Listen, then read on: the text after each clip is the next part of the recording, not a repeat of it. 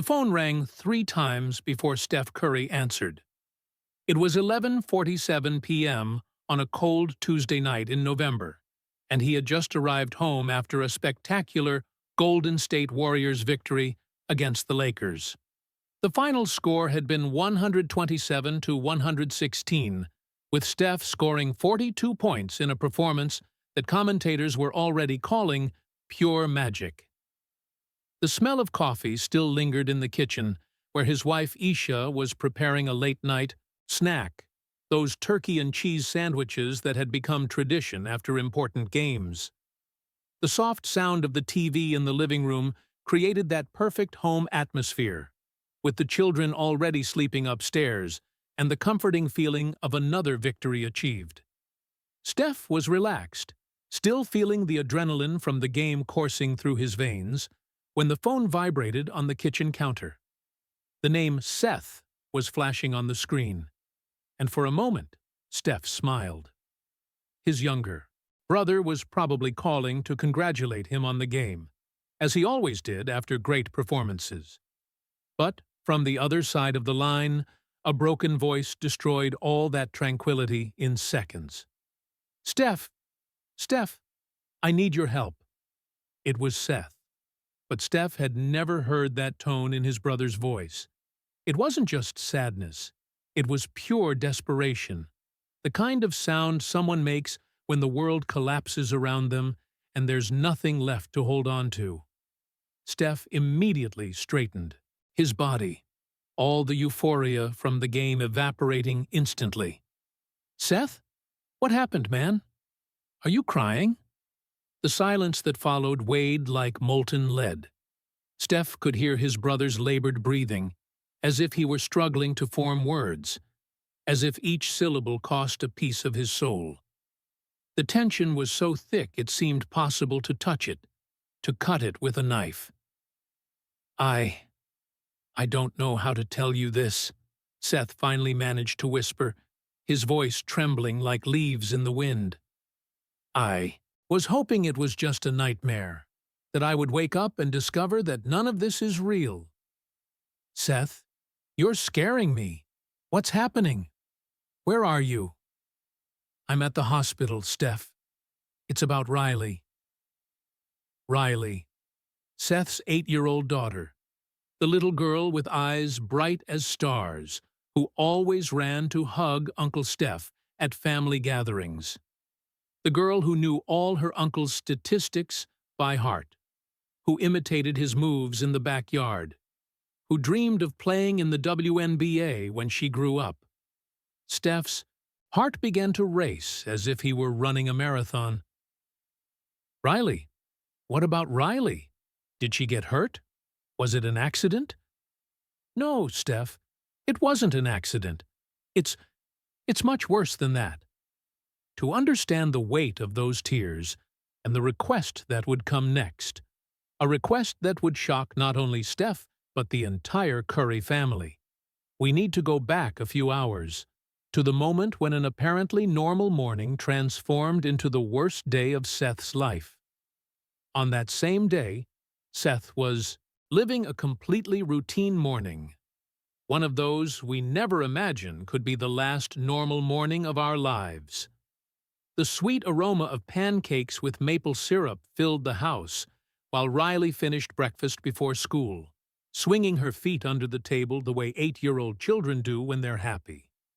She was particularly excited because she had won a math competition the previous week, first place in the entire class, and planned to tell all her classmates about the new golden trophy she had earned, which was proudly displayed on the shelf in her room. "Daddy, do you think Uncle Steph will be proud when he finds out about my trophy?" Riley asked, with that smile that melted anyone's heart. She always talked about her uncle with admiration that went far beyond fame. It was the kind of pure love that only children can feel. "Of course he will, Princess. You know Uncle Steph is proud of everything you do." Riley smiled even more and went back to attacking the pancakes. Seth watched his daughter with that paternal love that sometimes hurts from being so intense. thinking about how fast she was growing, how she was becoming an intelligent and determined little girl. It was then that Riley suddenly stopped eating and made a face.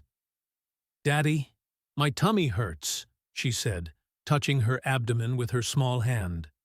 "It hurts right here inside." Seth was used to these little complaints. 8-year-old children always have some little ache here or there, especially when they eat too much sugar at breakfast. "It must be because you ate pancakes too fast, Princess. It'll pass. How about drinking some water?" Riley obeyed, but the expression of discomfort didn't leave her little face. Seth made a mental note to keep an eye on her, but didn't worry too much. Children always had small problems that resolved themselves, but this problem wasn't going to resolve itself. In the following hours, Riley became increasingly pale. During morning snack at school, she could barely eat a few crackers. The teacher, Mrs. Anderson, a veteran of 30 years of teaching who knew children like few others, noticed that Riley was different. "Riley, dear, are you feeling well?" she asked, noticing that the girl was too quiet for her standards. "I'm kind of tired, Mrs. Anderson, and my tummy still hurts."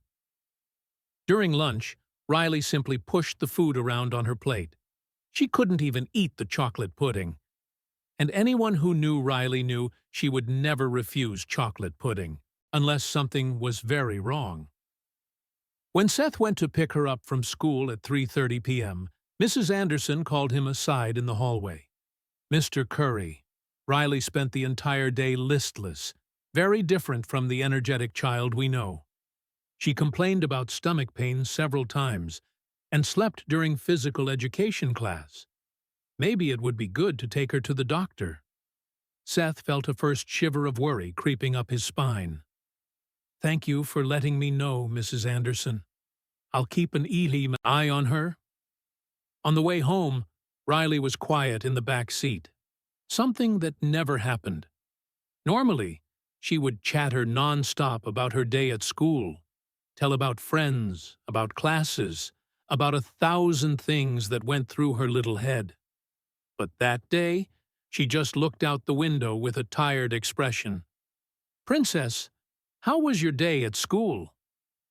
"It was normal, Daddy. I'm just really tired."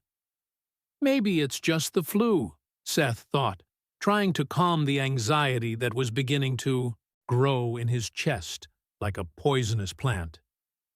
It must be just one of those viruses that children catch. When they arrived home, Seth prepared chamomile tea for Riley, gave her medicine for stomach pain, and put her to rest on the living room sofa, with soft blankets and her favorite cartoons on TV. For a few hours, Riley seemed to improve a little. She watched the cartoons, even smiled a few times at the characters' jokes. But then, at 6:30 p.m., while Seth was preparing dinner in the kitchen, ate mac and cheese, Riley's favorite dish, he heard a strange noise coming from the living room, a noise as if something heavy had fallen. When he ran to see what had happened, he found Riley unconscious on the floor, next to the sofa.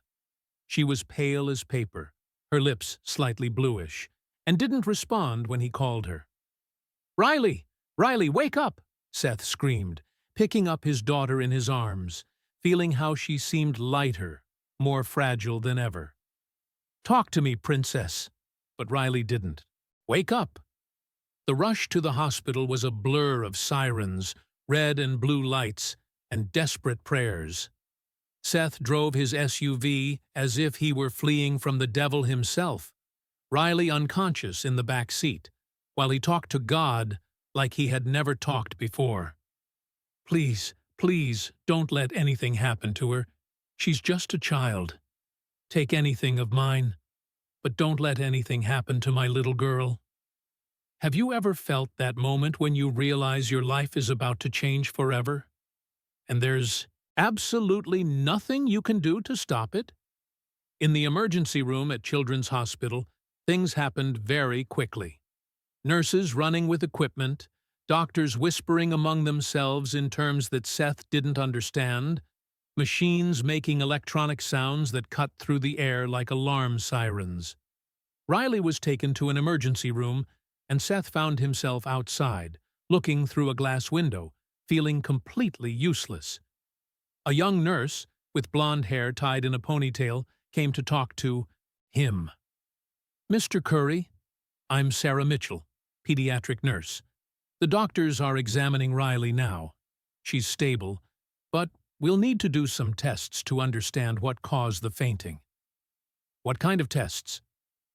"Blood tests, abdominal ultrasound, some other tests. It may take a few hours to get the results." And then came the wait, that agonizing wait that seems to last an eternity, but which are actually just a few hours that completely transform our perspective on what really matters in life. Seth walked through the hospital corridors like a ghost, drank bad coffee from vending machines, tried to read magazines without being able to focus on a single word. Every half hour he entered the room where Riley was hospitalized. She had awakened, but seemed weak and confused. She tried to smile at her father, but it was evident that something was very wrong. "Daddy, why are we at the hospital?" "You fainted at home, Princess. The doctors just want to make sure you're okay." "Can I go home tomorrow? I have a science test on Thursday." Seth held his daughter's hand, trying not to let the fear that was consuming every fiber of his being show through. "Of course you will, Princess. Soon you'll be home." But as the hours passed, and more doctors entered and left the room, Seth began to realize that the situation was more serious than he had imagined. The doctors asked questions about family history, about symptoms he hadn't noticed, about things that made his stomach turn. It was around 11 p.m. that Dr. Carlos Mendez finally appeared in the waiting room. He was a middle-aged man, perhaps 50 years old, with well-cut gray hair and brown eyes that demonstrated the compassion of someone who needs to give difficult news every day of his career. He wore an impeccable white coat, but his serious expression made Seth's stomach turn completely. "Mr. Curry, I'm Dr. Carlos Mendez, pediatric oncologist. We need to talk about Riley's test results." The word oncologist hit Seth like a punch to the stomach. Oncologist. Cancer. No, it couldn't be. Seth stood up with legs shaking like jelly. "Oncologist? Why an oncologist? She just fainted, doctor. It must be some virus, something simple." Dr. Mendez made a gentle gesture for Seth to sit down again. His voice was calm, professional, but loaded with a sadness he tried to hide. "Seth, may I call you Seth? I know this is going to be very difficult to hear, but the tests revealed that Riley has acute lymphoblastic leukemia. It's a type of cancer that affects blood cells." The world stopped. Literally stopped. Seth felt as if someone had sucked all the air from his lungs and, at the same time, had filled his head with cotton. The word cancer echoed in his mind like a funeral bell, reverberating, growing, occupying all the space of his thought. No, no, this can't be happening. She's only 8 years old. She was fine yesterday. She was playing, eating pancakes, talking about the math trophy. How can she have cancer? Dr. Mendez leaned slightly forward, his voice maintaining that professional but gentle tone. "I completely understand that this is devastating, Seth. I know it seems impossible, but I want you to know, before anything else, that acute lymphoblastic leukemia is a treatable disease. Especially in children Riley's age, we have seen very positive results." "Treatable how? What does that mean exactly? Will she need chemotherapy? Will she lose her hair?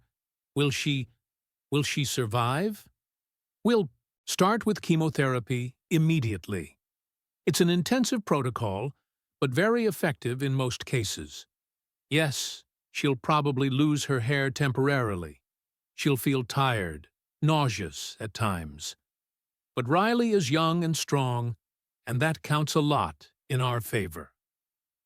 Seth tried to process all this information, but it was like trying to drink water from a fire hose. Everything was happening too fast. And after chemotherapy? Will she be cured? Dr. Mendez hesitated for a moment, and that pause made Seth's heart skip several beats. Well, we'll monitor how she responds to treatment. In most cases, chemotherapy is sufficient. However, he paused again, choosing his words carefully. However what? Please, doctor, tell me everything. The specific type of leukemia that Riley has is particularly aggressive. The tests show that she'll need a bone marrow transplant to have the best chances of complete cure. Seth didn't immediately understand what that meant. The words seemed to be in another language. Bone marrow transplant? How does that work?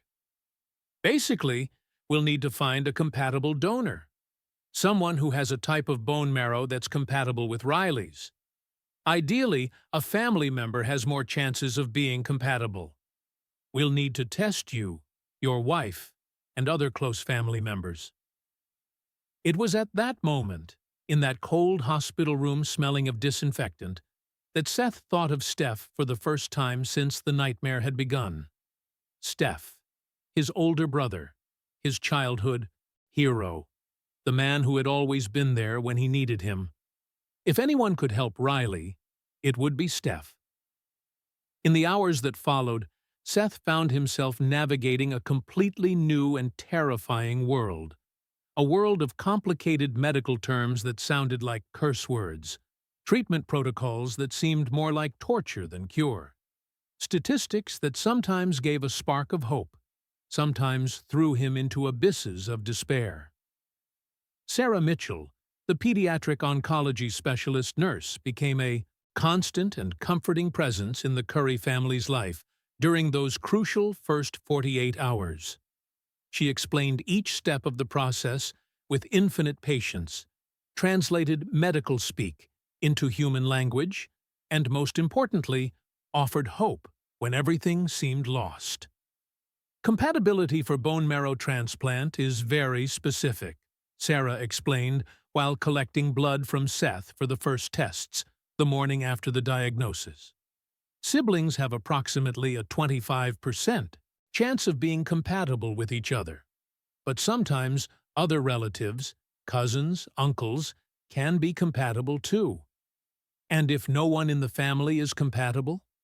Then we search in donor banks around the world. There's an international network of bone marrow banks with millions of registered donors. But that can take more time to find a match. And time is something we can't waste in Riley's case. How much time do we have? Sarah looked into Seth's eyes with that gentle honesty that characterized her personality. Ideally, we would like to perform the transplant within 2 to 3 months. That will give time for chemotherapy to take effect and prepare Riley's body to receive the new cells. The results of the first tests arrived at the end of Thursday afternoon. Seth was not compatible. His ex-wife, Riley's mother, was also tested and was not compatible. Riley's grandparents, tested in a hurry, were also not compatible. A second cousin who lived in Chicago flew in to be tested. Not compatible. With each negative result, Seth felt as if the ground was disappearing from under his feet. Steph remained. Seth knew he needed to call his brother. But how do you make a call like that? How do you call someone in the dead of night and destroy the peace of their family? How do you tell someone that their daughter might die if he doesn't help? How do you ask someone to potentially risk their own career, potentially millions of dollars, to save a child's life? Because, yes, Dr. Mendez had been brutally honest about the risks of the bone marrow donation procedure for Steph. While it was relatively safe for most people, for a professional athlete at the peak of his career, it could be devastating. Bone marrow donation involves general anesthesia and multiple perforations in the pelvis to extract the cells, Dr. Mendez had explained. For a regular person, recovery takes 2 to 4 weeks. For a professional athlete, especially one who depends on cardiovascular resistance and agility like Steph, it can affect performance for 3 to 6 months. In rare cases, there can be complications that prolong recovery even more. Seth spent the entire Friday trying to work up the courage to make that call. He watched Riley sleep in the hospital room, connected to IVs and monitors, and thought about how unfair it was to ask his brother to potentially sacrifice his career. But then he looked at his daughter's pale face and knew there was no choice. It was when Seth finally dialed his brother's number on Tuesday night, with shaking hands and a heart broken into 1,000 pieces. Steph, I need your help. Now, back to that nighttime call that would change everything, Steph felt the desperation in his brother's voice like a stab to the chest. He had already turned off the TV, all attention focused on the broken voice coming from the phone. Seth, tell me exactly what's happening. You're scaring me, man. It's Riley, Steph. She has leukemia. The words fell like bombs in the silence of the Curry family kitchen. Steph sat heavily on the counter stool, feeling the world spin violently around him. Riley, that little girl who always made him laugh with her school stories, who always asked him to teach basketball moves in the backyard, who imitated his celebration after making baskets on the lowered hoop. What do you mean leukemia? But she was fine last Sunday, at the family lunch. She was telling about the math competition. She was normal. I know, Seth sobbed, his voice breaking completely. The doctors say this type can develop very quickly. In a matter of days. Steph, she fainted at home on Thursday. It was terrible. I thought I was going to lose her right there. Steph felt tears beginning to form in his eyes. How is she now? Where are you? We're at Children's Hospital. She started chemotherapy yesterday. It's hard to see, Steph. She's so small in that hospital bed, full of tubes and wires. But she's being brave. Braver than me. I'm coming there now. I'm leaving home. No, Steph, wait. There's one more thing. There's something I need to ask you, and I have no right to ask this of you. The tone in Seth's voice changed, becoming even more serious, loaded with a weight Steph had never heard before. What kind of thing? Riley needs a bone marrow transplant, Steph. And I'm not compatible. No one in the family tested so far is compatible. Steph was already grabbing his car keys. And you want me to take the test? Of course I'll take the test, Seth. You don't even need to ask. Steph, it's not just that. It's more complicated. How is it more complicated? Seth took a deep breath, preparing to make the most difficult request of his life. Steph, if you're compatible, the procedure could affect your career. It could affect your entire season. The doctors were very clear about that. It could affect several seasons. The silence that followed seemed to last an eternity. Steph immediately understood the weight of what Seth was asking. He was at the absolute peak of his career. At 35 years old, he didn't have many seasons ahead. The Warriors were fighting for the championship. He had million-dollar contracts at stake, commercial commitments worth tens of millions. But on the other side was Riley. Riley, who called him best uncle in the world. Riley, who dreamed of playing professional basketball like him. Riley, who was in a hospital bed fighting for her life. "Steph?" Seth whispered after the long silence. "Are you still there?" "I'm here, Seth. Look, I understand if you can't. I understand if you need to think, talk to Isha, to your agents. I have no right to ask this of you. It's too much." "Seth, stop that talk," Steph said, his voice becoming firm as steel. "When do I need to be there to take the test?" "You? Are you sure? Don't you want to think a little more? Talk to your wife? To your agent? To the Warriors management?" "Seth, I don't need any of that. Riley is my niece. She's family. And family is all that really matters. When do I need to be there? Tomorrow morning? I'll be there. And Seth? Yes? Stop apologizing. You're not asking for too much. You're fighting for your daughter. That's what fathers do. And that's what uncles do, too." When Steph hung up the phone, Isha was standing in the kitchen doorway, having heard everything. Tears were streaming down her face. "Riley is sick?" she asked softly. Steph nodded, unable to speak for a moment. Then she approached and hugged him tight. "We'll do whatever it takes," she said, without questioning, without hesitating. "Riley is our family." The trip to Los Angeles the next day was one of the longest of Steph's life. Each mile seemed to carry the weight of the decision he had made. Isha was beside him, holding his hand, and both knew they were about to embark on a journey that would change their lives, forever.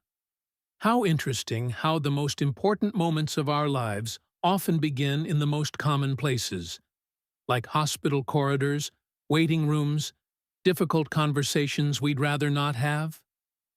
At Children's Hospital, Steph found Seth in the corridors of the 5th floor. The younger brother seemed to have aged a decade in a matter of a few days. His eyes were red and swollen from crying so much. His wrinkled clothes indicated he had slept at the hospital. And when the two hugged, Steph felt all the pain Seth was carrying. "How is she?" "Brave. Braver than any adult I know. She wants to see you, but she's sleeping now. Chemotherapy makes her very tired." "And how are you?" Seth gave a bitter laugh. Terrified, completely terrified, but trying to be strong for her. "You don't need to be strong now, Seth. Let me be strong for both of you." Steph knew that hospital corridor better than he'd like. 5 years earlier, when his own daughter had broken her arm in a bicycle accident, he had spent an entire night in that same hospital. But this was different. This was much, much worse. Before seeing Riley, Steph had to talk to Dr. Carlos Mendez about the donation process. "Steph, first I want you to know how much I admire what you're proposing to do. In 20 years of medicine, I've rarely seen someone willing to make such a sacrifice for a family member." "It's not a sacrifice, doctor. It's family." "Well, I need you to understand exactly what we're talking about here. Bone marrow. Donation is not a simple procedure, especially for someone in your profession." Dr. Mendez explained the procedure in scientific details that made Steph completely understand what he was offering. The process would involve general anesthesia, multiple perforations in the pelvis to extract bone marrow cells, hospitalization for 2 to 3 days, and a recovery period that could extend for months. "What are the specific risks for me?" "For an athlete of your level, the main risks are prolonged. Fatigue that can last 3 to 6 months, possible temporary decrease in cardiovascular capacity, back and hip pain for several weeks, and a small risk of anesthesia complications. Nothing that puts your life at risk, but it can definitely significantly impact your sports performance." "And if I don't do the procedure? What are the options for Riley?" "We can search in international donor banks, but that could take 6 months or more to find an adequate match. Riley doesn't have 6 months. Steph, She needs the transplant within 8 to 10 weeks to have the best chances. Steph nodded, having spent the entire night researching the procedure, talking to doctors from the Warriors' medical team, understanding every aspect of what he was offering to do. And for Riley? If I'm compatible, what are her chances?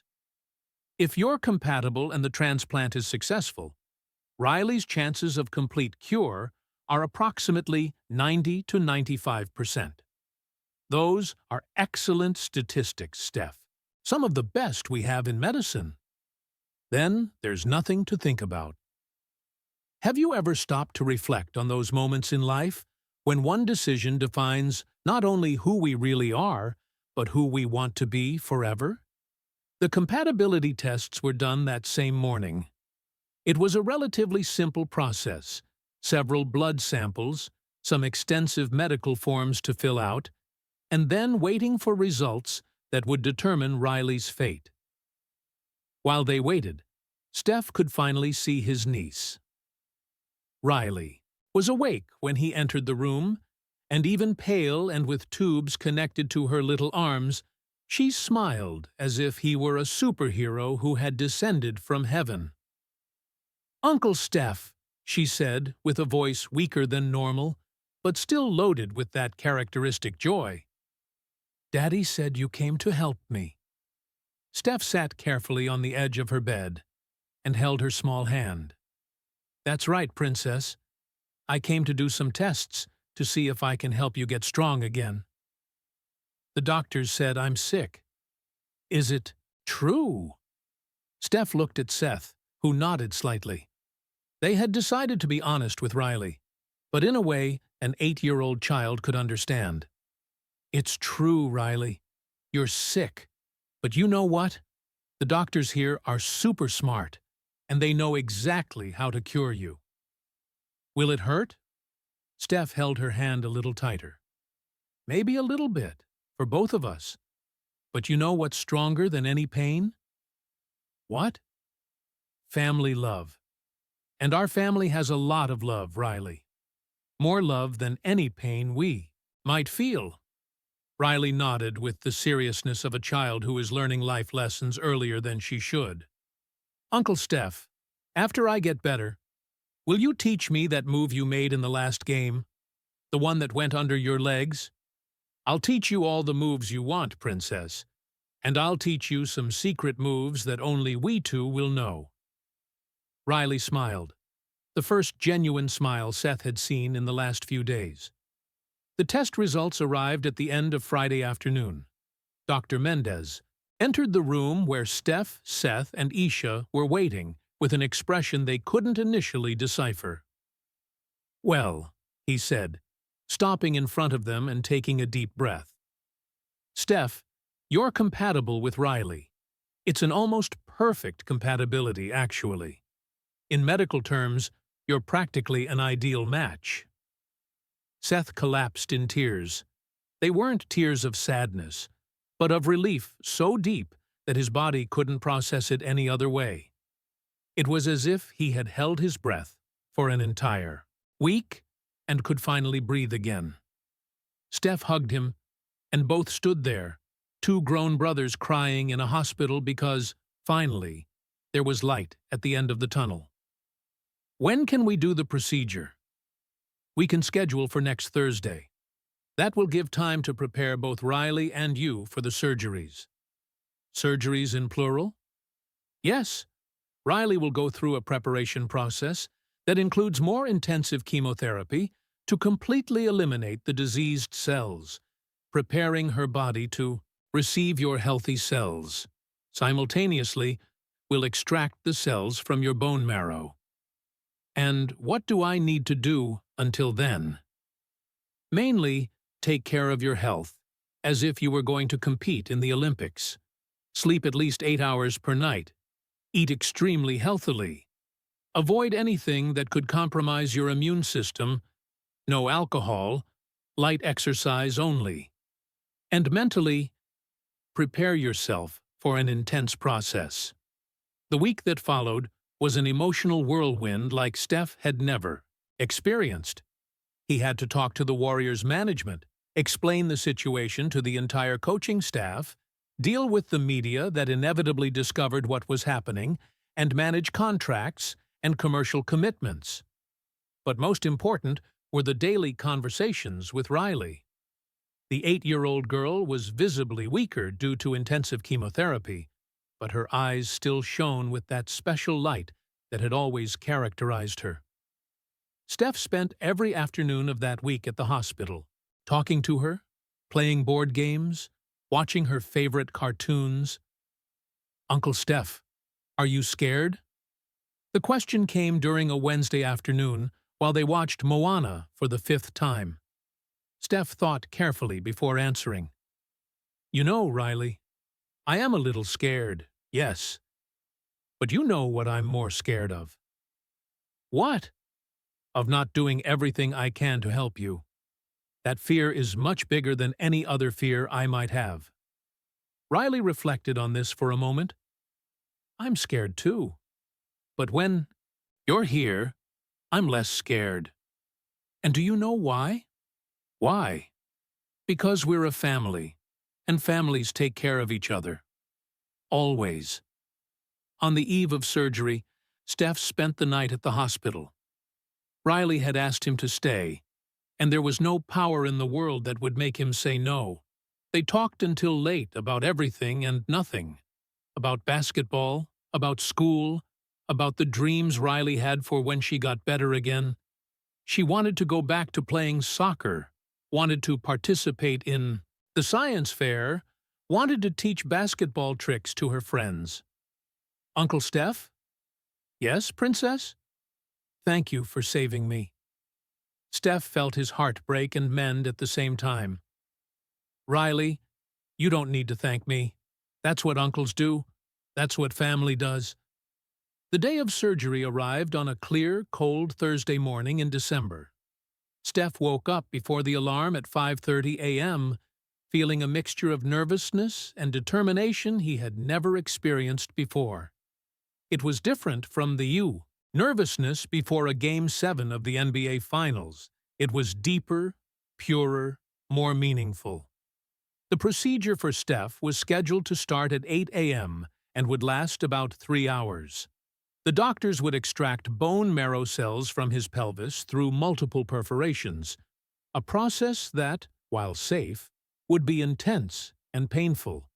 Simultaneously, Riley would go through her own preparation procedure, which included the last round of intensive chemotherapy to completely destroy her diseased cells, preparing her body to receive her uncle's healthy cells.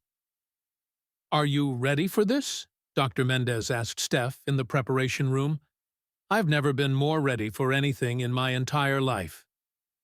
Sarah Mitchell, who had become almost a family member during those intense weeks, accompanied Steph to the operating room.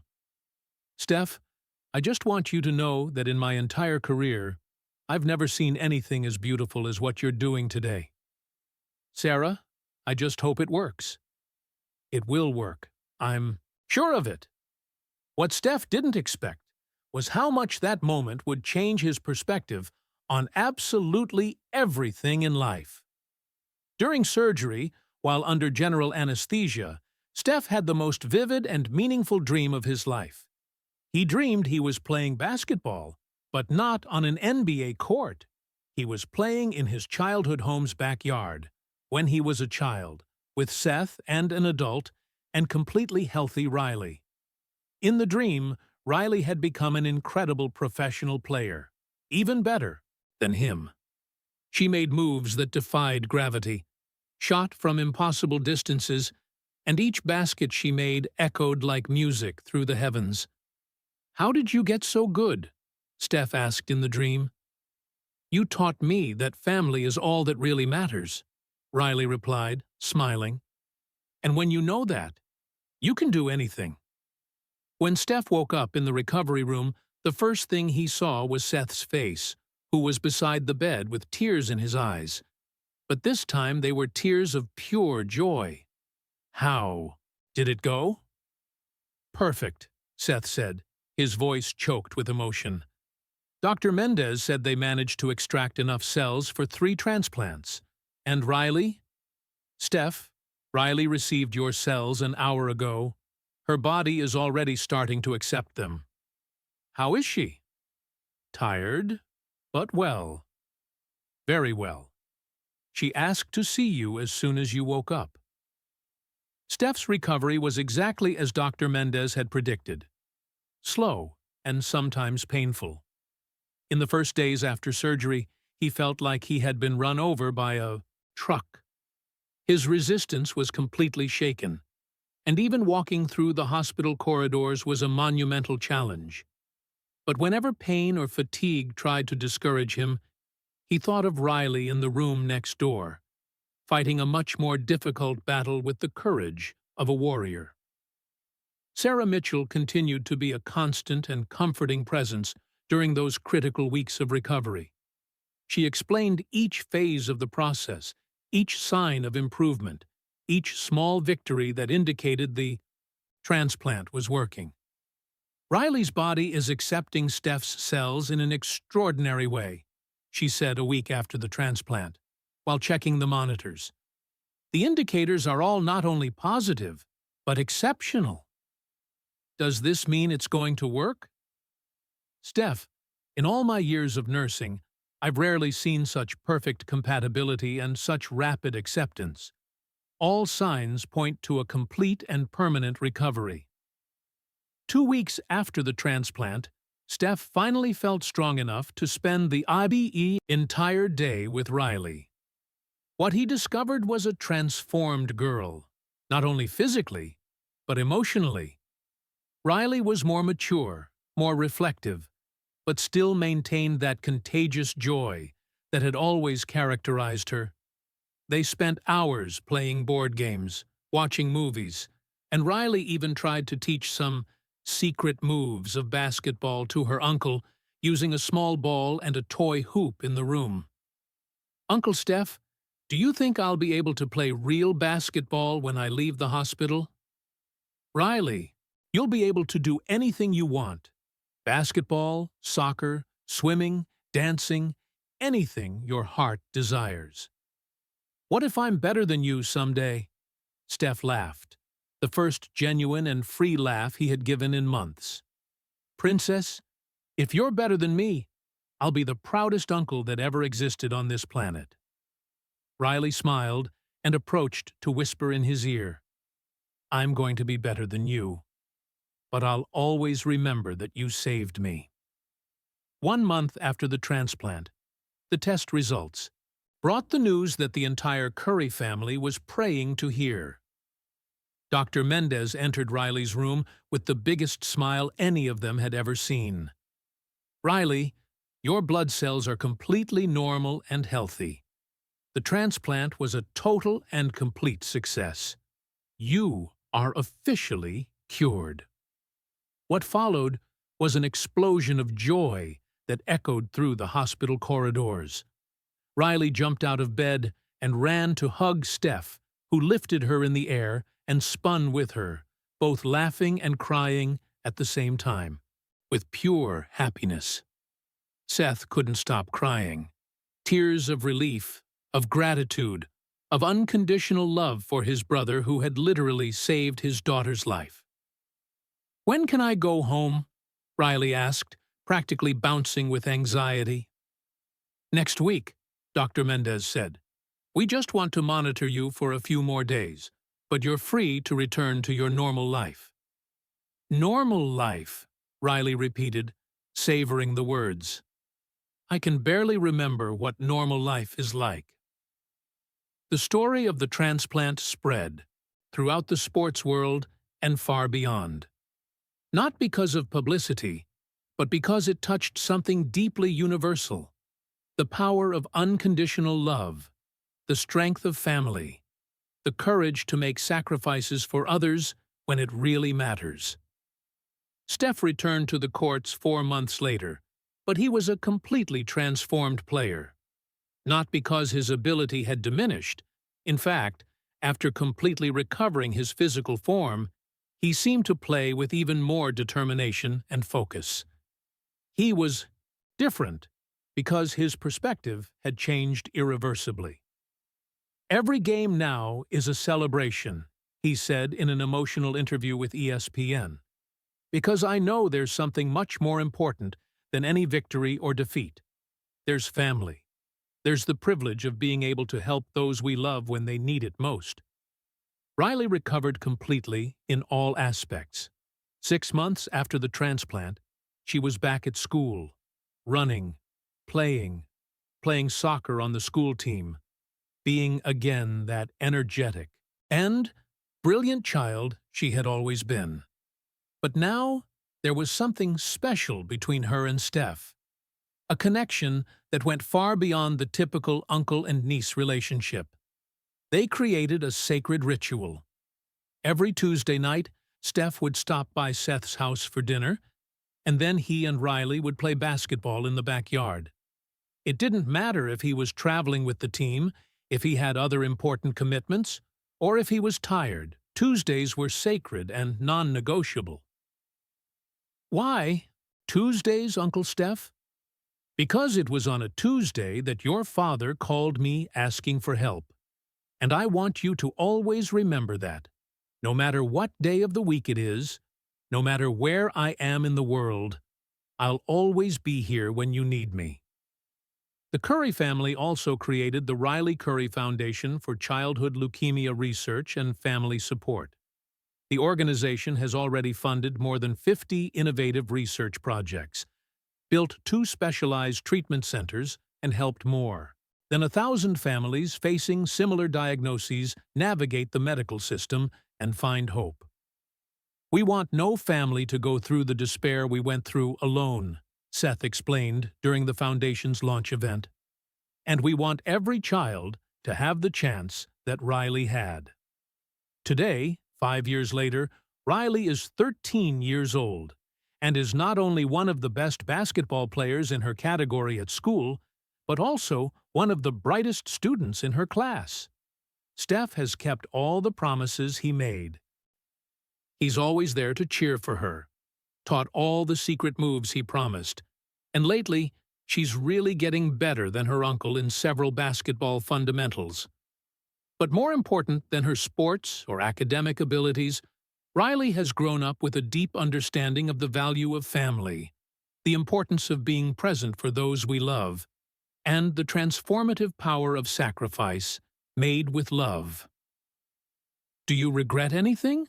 Seth asked Steph recently while they watched Riley train at a BP school tournament where she had scored 28 points and given 12 assists. Steph watched his niece celebrating a victory with her teammates, radiant with health and happiness. She was tall for her age, had developed a three-point shot that rivaled his, and most importantly, had a smile that illuminated any environment. "Seth," he said, his voice loaded with absolute conviction, "that was the easiest decision I've ever made in my entire life. And if I had to choose again, between my career and Riley's life, I would make the same choice 1,000 times without hesitating for a second." Riley had grown up knowing she was saved by her uncle's unconditional love, but also understanding that she saved Steph in a way that took him years to completely comprehend. She taught him that true greatness isn't measured in points scored or trophies won, but in the willingness to sacrifice anything for those we love. Steph discovered that the greatest victory of his life didn't happen on a basketball court, wasn't broadcast on television, didn't generate newspaper headlines. It happened in a hospital, when he chose to put his niece's life above any other consideration in the world. And Seth learned that sometimes the most desperate moments of our lives are exactly those that reveal how much we are loved and how much our family is willing to do for us. The call from that Tuesday night in November had begun with tears of despair, but transformed into definitive proof that, when it comes to family, there are no sacrifices too great, no risks not worth taking, no limits to what we'll do for those we love. Because in the end, family is exactly that. They're the people who answer the phone when you're crying in the middle of the night, who make any sacrifice without hesitating, who transform your darkest moments into the most beautiful stories of love and courage you can tell. The phone had rung that night, carrying fear and uncertainty. But the call that began with tears transformed into a journey that completely redefined the meaning of family, love, and sacrifice for everyone involved. Riley didn't just survive, she flourished. Steph didn't just continue his career, he elevated it to a level of meaning that transcended any statistic. And the Curry family didn't just overcome the crisis, it became stronger, more united, more loving than it had ever been. And this transformation, this proof that family love can overcome any obstacle, will remain forever as a testament to the power of true family.